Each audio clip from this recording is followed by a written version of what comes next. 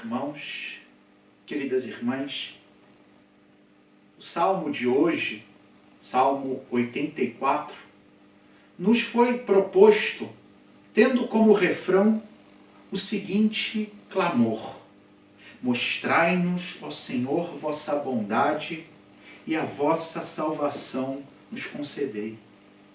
Queridos irmãos, queridas irmãs, esse é o desejo mais profundo que late no coração de todo homem e de toda mulher.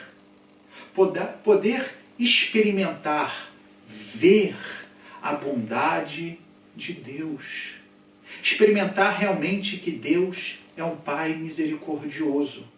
E ao mesmo tempo, receber na própria vida a salvação, ou seja, a felicidade plena, a realização mais sublime de tudo aquilo que significa existir, porque a salvação não é outra coisa senão a plenitude da existência. E quem é sobre a face da terra que não deseja isso? Quem é que não quer ter uma existência plena? E o tempo do advento, queridos irmãos, queridas irmãs, nos fala da preparação para a resposta de Deus a esse anseio, que não é outra coisa senão Ele mesmo. Porque o único que pode nos dar a salvação é Deus. E a salvação, aliás, não é outra coisa senão estar em comunhão com Deus. E isso é ver, experimentar a bondade de Deus que nos faz participar da sua vida.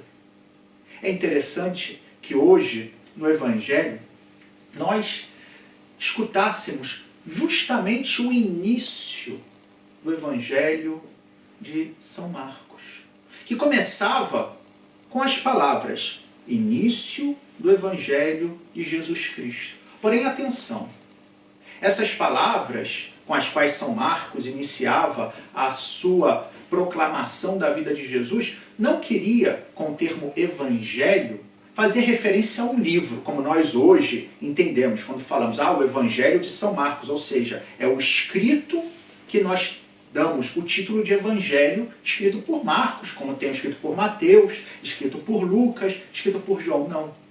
Quando aqui Marcos fala de Evangelho, ele fala da boa nova, que é o que significa a palavra Evangelho. Ou seja, essa notícia maravilhosa que é a vinda de Jesus.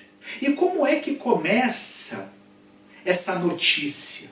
Qual é o primeiro passo para acolher essa notícia? Pois seguindo o que São Marcos nos fala, nós vemos uma figura que foi enviada para preparar os corações para receber esse Evangelho, ou seja, essa boa nova da salvação, que é São João Batista, que pregava a conversão.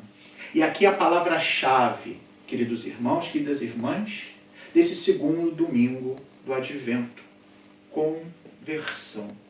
Não por outra razão, o tempo do Advento nos propõe como cor litúrgica o roxo, que é uma cor que evoca a penitência, que é um caminho para encontrar a conversão. Conversão é algo difícil, queridos irmãos, queridas irmãs, porque exige uma mudança profunda na nossa vida. O que é, de fato, no sentido bíblico, conversão? O que significa converter-se na Bíblia? Talvez para que possamos entender bem e, obviamente, procurar viver de forma coerente com essa realidade, nós podemos nos concentrar um pouquinho no significado que essa palavra tem nas duas línguas principais com as quais a Bíblia foi escrita, que é o hebraico, sobretudo no Antigo Testamento, e o grego no Novo Testamento. A palavra conversão em hebraico é uma palavra que se diz shub, na língua hebraica antiga, que significa literalmente voltar. Ou seja, dar meia volta e voltar para onde eu estava antes. Portanto, no sentido, no Antigo Testamento, de conversão, estamos falando desse voltar para casa. Reconhecer que muitas vezes o caminho que eu estou seguindo é errado e que eu tenho que fazer é parar, acalmar, virar e retornar para onde eu estava antes.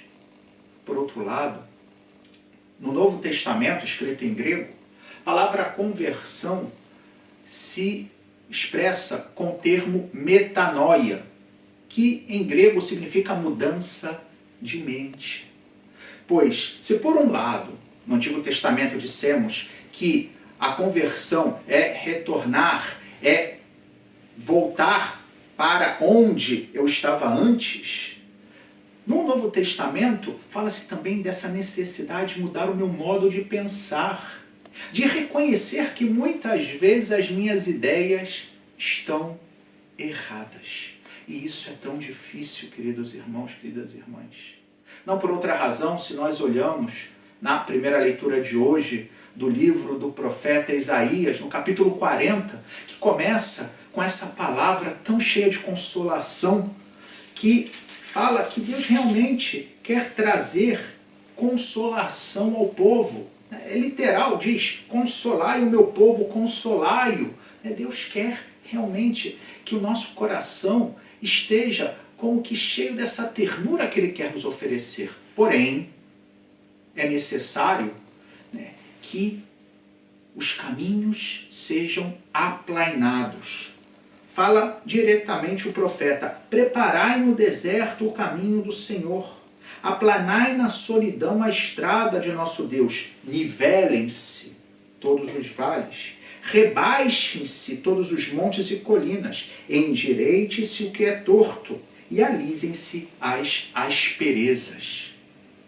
Imaginemos, queridos irmãos, queridas irmãs, se ainda hoje, para fazer uma estrada, numa região cheia de colinas, é difícil fazer esse trabalho para nivelar o terreno, quanto mais o seria quando o profeta Isaías proferiu essa palavra no século VIII a.C. Fazer uma estrada era algo realmente difícil. E essa imagem que ele utiliza para falar daquilo que os homens e as mulheres, eu e você, devemos fazer para poder experimentar a consolação que Deus quer realizar. Por isso que converter-se é tão difícil, porque exige nivelar no meu coração e na minha mente muitas das ideias pré-concebidas que eu tenho, dos meus hábitos, daquilo que eu estou acostumado a fazer, daquilo que eu tenho convicção que é a coisa melhor para mim, mas não é aquilo que Deus está me pedindo. Isso é difícil. Por outro lado, talvez usando uma imagem ainda mais radical, na segunda leitura de hoje, da segunda carta de São Pedro, nós vemos que São Pedro, que por um lado falava da paciência de Deus, e por isso que nosso Senhor ainda não se manifestou na sua glória, porque quer que todos se convertam, mas fala dessa manifestação em que, quando o Senhor apareça, os céus vão se derreter, que tudo será consumido pelo fogo. Pois bem, podíamos aplicar isso ao nosso orgulho, à nossa soberba, à nossa vaidade. Porque tudo isso deve ser consumido, deve ser derretido pelo fogo divino, que não é outra coisa senão o Espírito Santo. Como, aliás, no Evangelho nós vimos João Batista prometendo, quando ele dizia: eu batizo com água, mas eis que virá aquele que vos batizará com o Espírito Santo. Pois bem, precisamos que o Espírito Santo realmente consuma esse orgulho que nos impede que nos convertamos. E por fim, queridos irmãos, queridas irmãs, eu diria que, para que tenhamos claro o que significa converter-se, podemos olhar para o exemplo de São João Batista, que é o modelo de conversão, daquele que realmente prepara o caminho do Senhor, para que nós, como ele, preparemos o caminho do Senhor nas nossas vidas. E o que podemos aprender de João Batista? Em primeiro lugar, o fato de que ele convidava a uma conversão que se manifestasse através da confissão dos pecados. Reconhecer de modo externo aquilo que está errado na minha vida. Isso é um convite, na medida do possível, porque é óbvio que com a pandemia não é tão simples, mas ao menos ter claro que isso é uma necessidade de que, com uma certa frequência, eu preciso receber o sacramento da penitência. Por outro lado, sempre olhando a figura de João Batista, um segundo elemento ao lado dessa conversão explícita através da confissão, que podemos aprender com ele, é olhando para como ele se vestia, com simplicidade, no deserto, alimentando-se de coisas que são extremamente pobres, como gafanhotos e mel selvagem. Isso nos fala de um elemento tão difícil, em primeiro lugar para mim mesmo, mas para todos nós, que é a simplicidade. Nós hoje somos dependentes de tantas coisas. Criamos, ou melhor dito, criaram para nós na cultura tantas necessidades que nós estamos verdadeiramente acorrentados. E é por isso que muitas vezes é dificilíssimo converter-se, voltar, retornar. Por quê? Porque estamos atados às nossas necessidades materiais. Porque temos a nossa ideia fixa naquilo que se apresenta diante dos nossos olhos.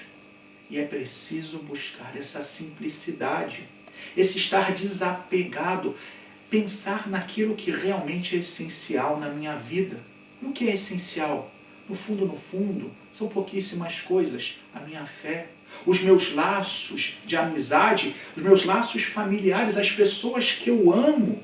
Porque se eu tenho isso, todo o demais pode depois ser reconquistado, pode ser depois colocado, como algo importante, mas não essencial. E por fim, queridos irmãos, queridas irmãs, São João Batista é um exemplo de humildade, quando ele fala claramente que não era digno de desatar as sandálias de nosso Senhor. Reconhecer que eu e você também não somos dignos de desatar essas sandálias, que não somos dignos de recebê-lo a cada dia na Eucaristia, que não somos dignos nem sequer de nos chamarmos seus discípulos, mas ainda assim ele, por misericórdia, quer estar conosco. E ter esse sentimento humilde de saber que, embora eu não mereça e realmente acreditar nisso, eu me abro a essa ação tão generosa. E assim eu começo a experimentar como realidade aquilo com que começamos essa homilia de hoje. As palavras do refrão do Salmo, ou seja, com a humildade de João Batista, com a sua simplicidade e com essa predisposição a confessar os meus pecados, eu realmente vou experimentar aquilo que o Salmo me convidava a pedir. Mostrai-nos, ó Senhor, a vossa bondade e a vossa salvação nos concedei. Louvado seja nosso Senhor Jesus Cristo, para sempre seja louvado.